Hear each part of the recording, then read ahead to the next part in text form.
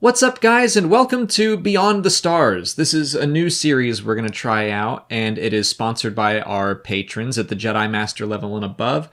And this is going to be a show where we talk about other fandoms that aren't Star Wars. And Good Luck Turret is our patron that recommended this first one. He said, do something in the Whedonverse. Yes. And we were like, that's good, because Molly's favorite fandom is Buffy the Vampire Slayer. Yep. I think it's probably like, if we were to do an analogy, it's like Star Wars is to Alex as Buffy is to Molly. Yeah, I'd say that's true. So, yeah, you're the one that, like, I've seen the show. I'm a big fan of the show, and Angel as well. But Molly knows a lot more about that, like, the expanded universe of the Buffy universe. I also grew up watching it when it was first on television. Right. So that's what we're going to talk about today. And if you don't know what Buffy the Vampire Slayer is, here's a basic rundown. Buffy the Vampire Slayer premiered in 1996, and it's all about a high school girl who has been chosen to protect the world from vampires, demons, and all kinds of supernatural threats. The problem is, all she wants to do is be a normal girl with normal problems, so it's also about how she struggles to balance those things. The first 3 seasons are also based on the premise that high school is hell, so a lot of the Monster of the Week episodes relate to typical high school problems. The cast is led by Sarah Michelle Gellar, who you might recognize as the voice of the Seventh Sister in Star Wars Rebels, and Seth Green is a recurring character who provided some of the voices for the Clone Wars. You may notice we have some special guests in this episode.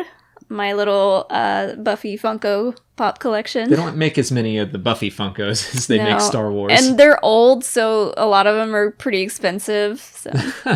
Well, I wanted to ease into our Buffy talk by discussing something that's present in both Star Wars and Buffy, the trope of the Chosen One. Yeah, it's actually part of the intro of the show. Every episode talks about how in every generation there is a Chosen One. She alone is the one who fights the demons and the vampires, and she's the Slayer. So, yeah.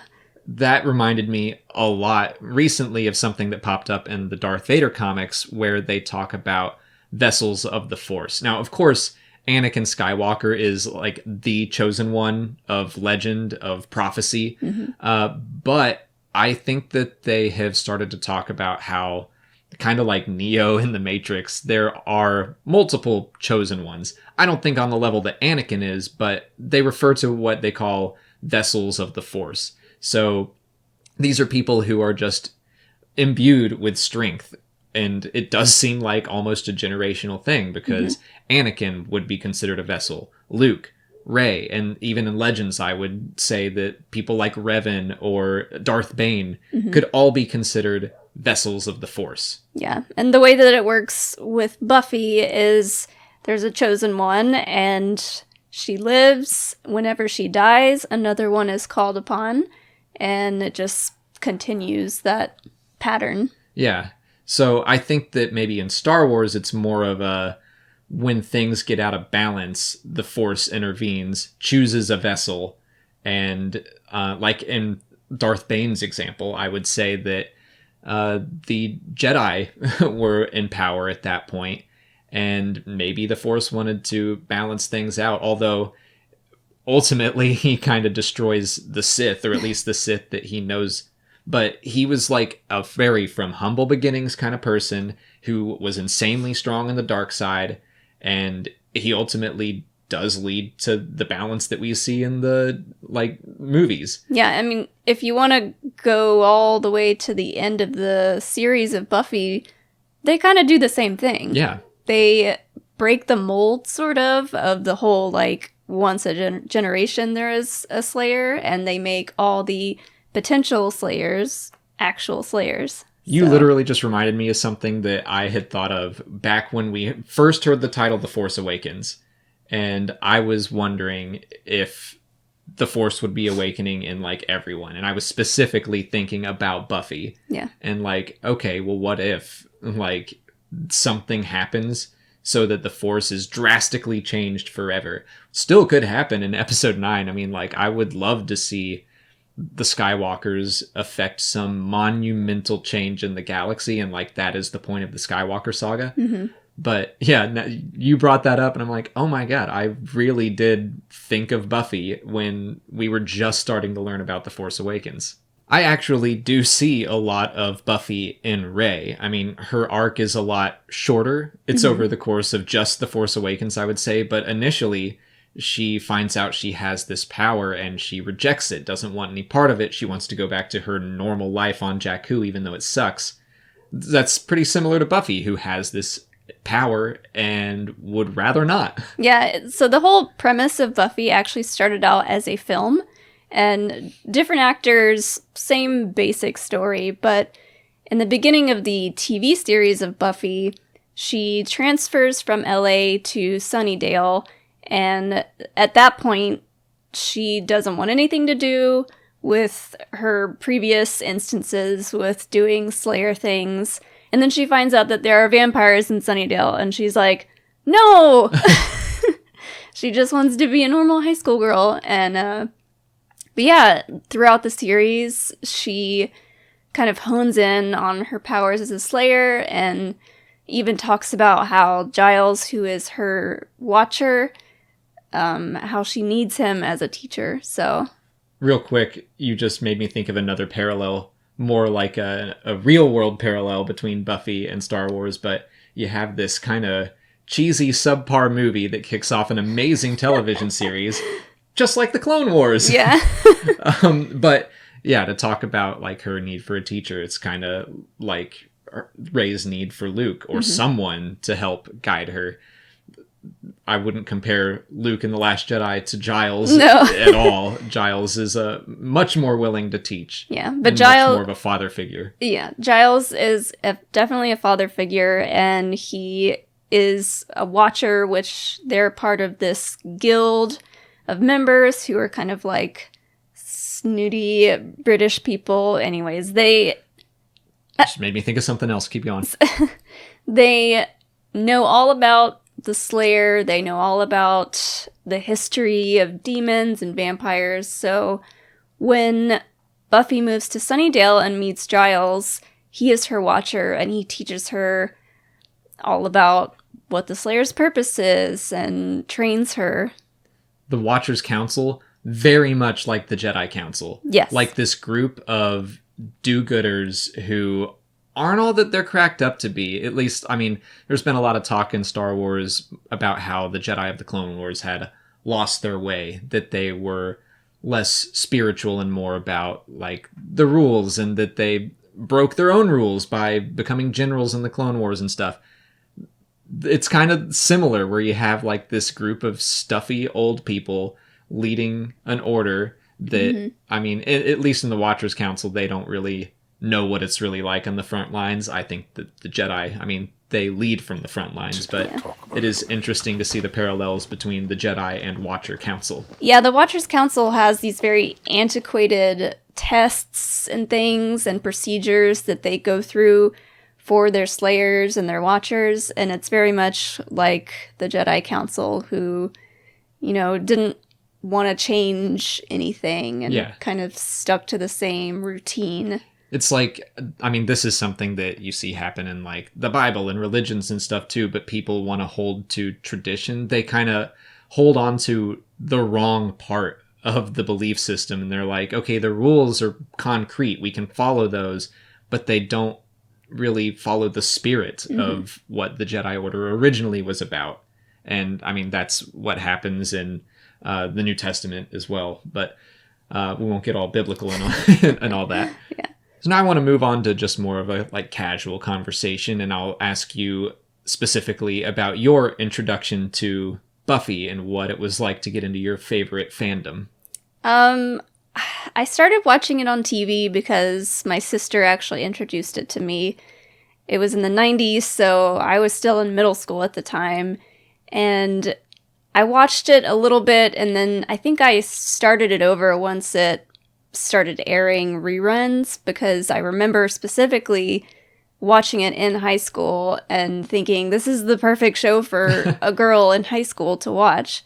Did you get in like on season 1? Was it the ground floor, or did you come in like in season 3? I think I came in around season 2, and then started it over in season 1 when I was in high school. Yeah.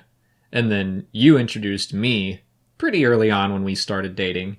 And I remember being pretty, like, hesitant about it. But in my mind, I was like, I don't know if I'm going to like this, but I like this girl, so I'm going to give it a shot. I'll also say in middle school, me and my other friends, we were big fans of Sailor Moon.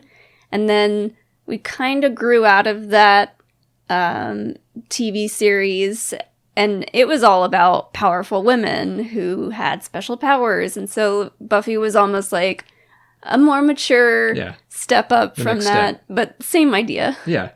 I remember when you were like trying to get me into Buffy and I was like, I don't know, but I'll try. And like season 1 is kind of touch and go, but season 2 grabbed me and never let go. Like that show is intense, like shockingly dark at some points where it's wonderful. Yeah.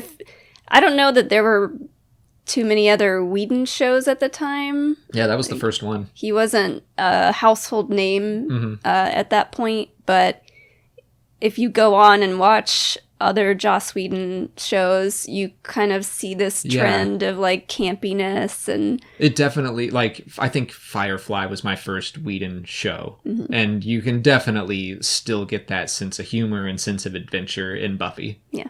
Do you remember which episode hooked you when you were in your early days, or were you hooked from day one? I think I was hooked from day one. Honestly, being a teenager and seeing David Boreanaz as Angel. Calm down. Woo! Okay. But no, like, their relationship starts in season 2, and that kind of hooked me automatically. It's a good relationship. Yeah. I mean, I'll say that Angel is my probably favorite character in Buffy. Also, just the fact that Buffy had these really close friends that she talked to and hung out with pretty much every single day. I related to that because I have a group of girlfriends that I've known since elementary school, some from preschool, that I talk to every single day. So yeah, I think it was season 2 for me as well, where it was about halfway through. I mean, I was enjoying season 2 far more than season 1, but the Angel stuff is what really grabbed me. And the episode Surprise, part 1 and 2, I remember we were just watching it late at night and I was like falling asleep and you kept nudging me like, you better watch this. You have to watch. You have to watch. see this episode. And I remember when Angel becomes Angelus and I was like, oh my God, this is the best thing this show could have possibly done. Yeah. And it just builds and builds from that. It starts, we already talked about this, but it starts out very campy, very high school. And then you get into some really hardcore, deep emotions and situations, and it becomes a grown-up show. Yeah. Like so many Star Wars shows do as well. Yeah. Start off a little goofy, get to know the characters, and then in season 2, just punish them. And it's terrible, but amazing. Yeah, and Joss Whedon is known for doing that to his characters. That's true. He's not afraid to kill people and just make the worst decisions. In a good way. Yeah. What do you think is your favorite season of the show? Season 6. Season 2, I know, is probably your favorite, and it was my favorite for a very long time, but I love when you say season 6, because I feel like to Buffy fans, that's almost like saying the Phantom Menace. you like the really campy, I don't even know if campy is the right word. Season 6? Yeah. I don't know, like, that's one that I have seen looked down upon, and it's a little sillier at times. I mean, the big bad of the season is like a trio of nerds. I'll talk about them in a second. Yeah, well, there's a lot of... I do know why you love season 6. But... Yeah, also, there's a lot of things that happen in season 6 that are very transitional for Buffy and her life, and also in season 5, but leading into season 6, there are a lot of really adult challenges, and like you said, the big bad of the season is a couple of nerdy guys that just decide to take over the world, who kind of know a little bit about magic and stuff, and then we'll run into my favorite part about season 6, which is Evil Willow. Yeah, one of her best friend, not even one of her best friend becomes evil and is like an insanely powerful witch. Yeah. And we both love the swapping of sides when good characters go bad and when bad characters go good. I'm always a sucker for that. The trio, though, I feel like they get a little bit like Big Bang Theory-ish. Yeah. Where it's like, look at these nerds. Let's laugh at the nerds. And like, they are Star Wars fans and they collect Star Wars figures. Yeah. At one point, I can't remember if it's Buffy or not, but someone is like holding an action figure of Boba Fett and they're like, no. He's like threatening to rip it in half. We'll tell you anything.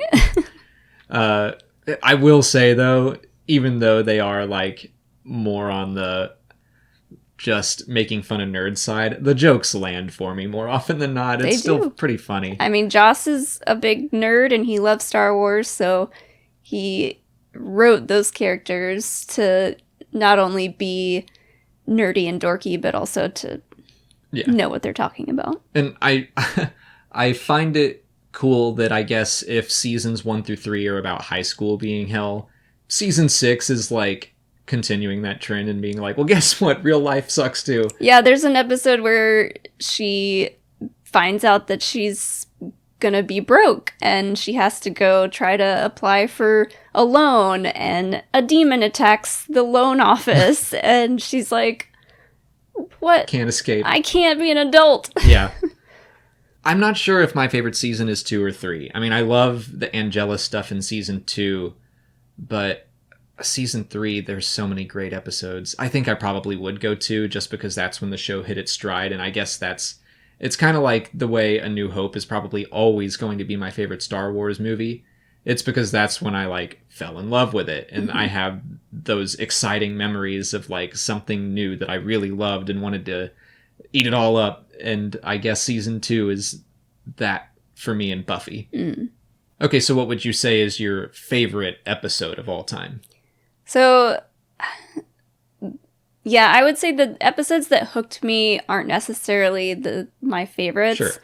And I'm sure this answer is going to be the same answer for a lot of Buffy fans, and it's the musical. Yeah. Well, the great thing about the musical episode is that it's not just a musical for the sake of it.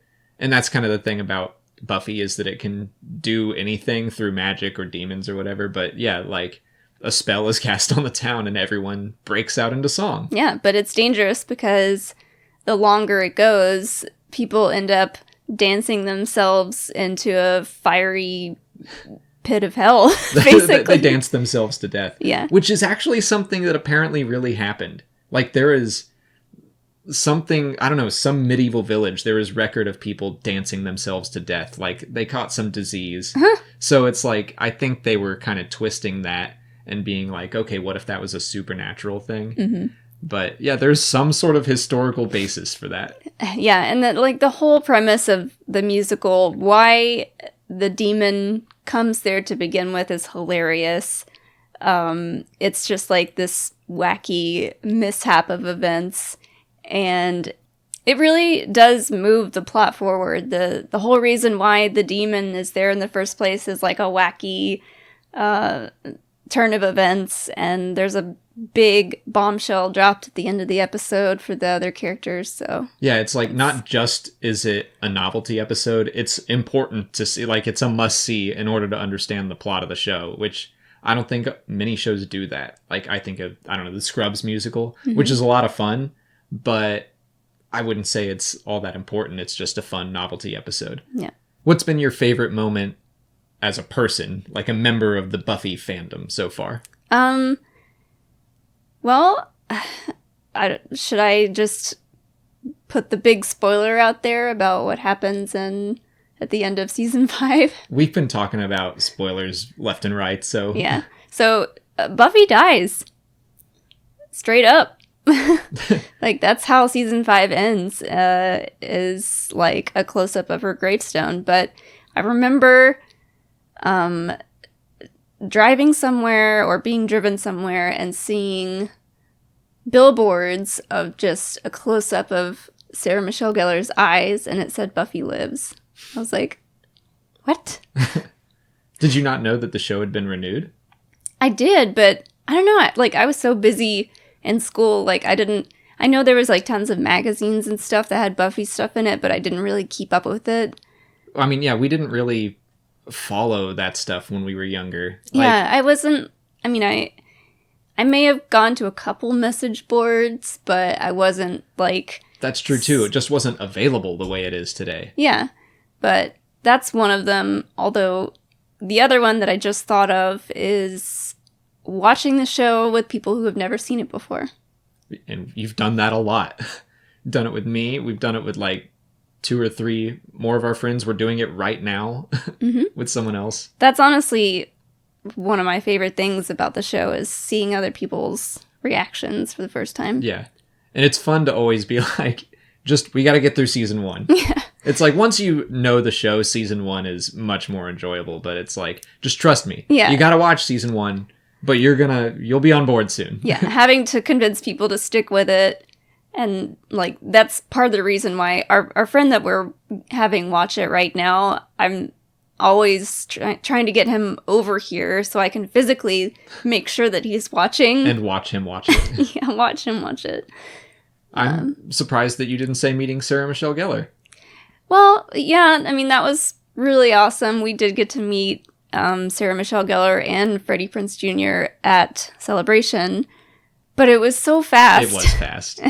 That was just like, yeah, you're in, you get your picture, and you're out, and like you get to say like, "Oh my God, I love you," and she's like, "Thank you." Yeah, I was like, I'm a big Buffy fan, and I think the day before was her birthday, so I told her happy belated birthday, and then that was it.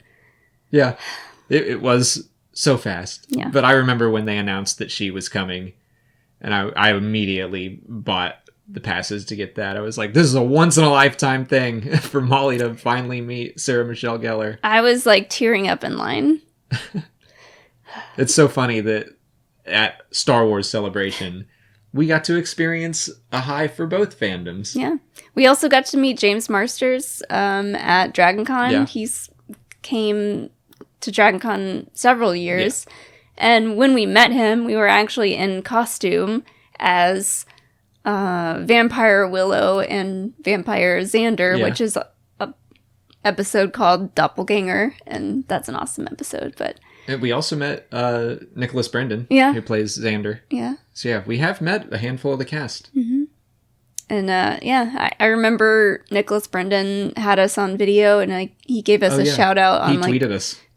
On Twitter or something before we were anything on Twitter, really.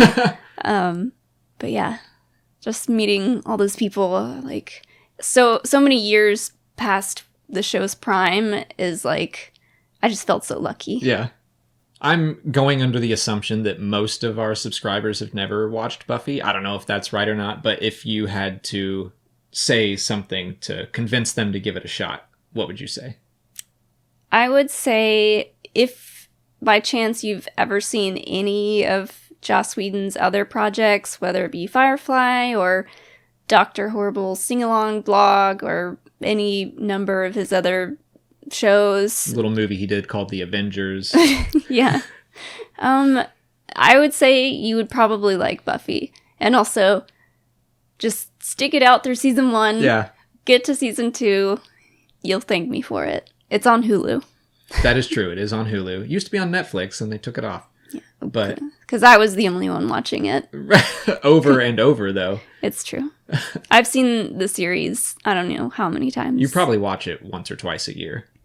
Yeah. But I mean, I would just say that, yeah, like, if you like Star Wars, it's got a lot of those similar elements. It's adventurous, it's exciting, it's funny, it's got great character development. I mean, over the course of both Buffy and the spinoff Angel, there are a lot of continuing threads and carryover characters, and some of my favorite characters on television, period.